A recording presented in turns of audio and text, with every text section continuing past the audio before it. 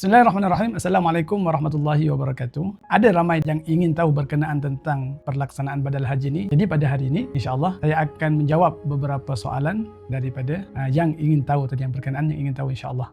Yang kedua, siapa yang boleh jadi pembadal haji? Iaitu pelaksana badal haji. Jadi bukan semua orang boleh jadi pembadal haji ataupun pelaksana badal haji.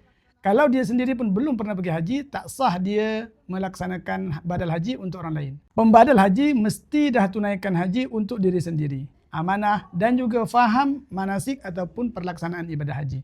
Dan dalam Islam, lelaki boleh badalkan wanita dan wanita juga boleh badalkan untuk lelaki. Yang penting ikut syarat-syarat yang betul. Amanah yang belum selesai, jangan kita biarkan tertangguh. Di Maha Tahzib, kami bantu uruskan badal haji dengan telus dan amanah.